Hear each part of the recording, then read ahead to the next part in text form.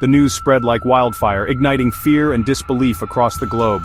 America, the self-proclaimed guardian of freedom, had declared war on the world. Not a specific nation, not a rogue state, but every country, every people. The reasons, shrouded in political jargon and nationalistic fervor, mattered little. The world was at war. Whispers of backroom deals and political machinations did little to quell the rising panic. The very foundations of global order seemed to crumble overnight. Alliances shattered, trade routes froze, and the world held its breath, bracing for the inevitable storm. The American eagle, once a symbol of hope for some, now cast a long, dark shadow over the planet. From the bustling metropolises of Europe to the remote villages of Africa, the Declaration sent shockwaves through every level of society. This wasn't a conflict confined to history books or grainy newsreels. This was real, immediate, and terrifyingly close to home. The world stood on the precipice, staring into the abyss of a war unlike any other.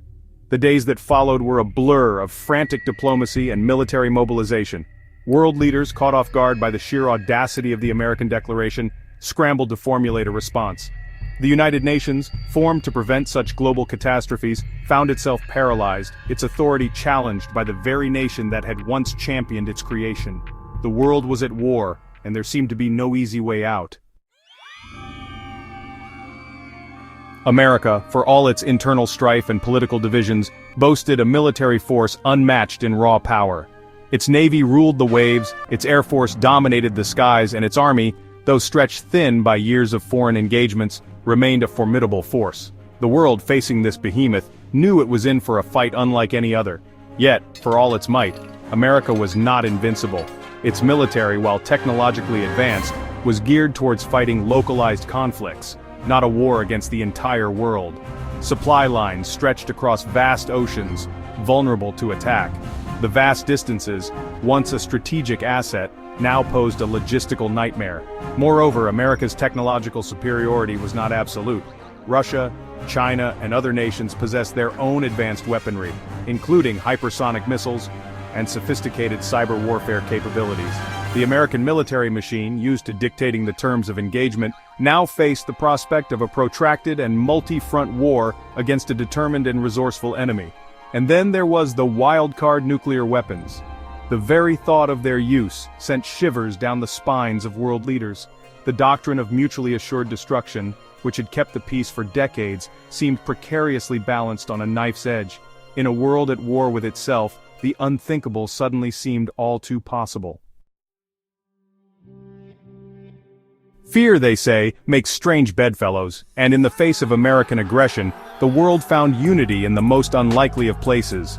Old rivalries were set aside, ideological differences brushed under the rug as nation after nation joined the coalition against America. From the outset, it was clear that this was not a war that could be won through military force alone. The coalition, recognizing America's military superiority, adopted an asymmetric approach, exploiting its opponent's weaknesses while leveraging its own strengths. Cyber warfare crippled American infrastructure, disrupting communications, finance, and even the power grid. Economic sanctions, spearheaded by the European Union and China, swiftly isolated America from the global economy. The dollar, once the world's reserve currency, plummeted in value, sending shockwaves through the American economy. Trade ground to a halt, and vital resources from oil to rare earth minerals became scarce. But perhaps the most potent weapon in the coalition's arsenal was the court of global opinion. Propaganda, tailored to local audiences, painted America as a rogue state, a danger to world peace. Protests erupted in cities across the globe, condemning American aggression and calling for an end to the war. The American narrative, once so carefully crafted, began to unravel. The first shots of the war were not fired on American soil, but against its assets abroad. Military bases in Europe and Asia came under simultaneous attack, a mix of conventional missiles and crippling cyber intrusions. The message was clear. This was not a war America could fight from afar. America, caught off guard by the ferocity and coordination of the initial attacks, retaliated with swift and brutal force. Carrier battle groups steamed towards enemy coastlines, while long-range bombers unleashed their payloads on key military installations.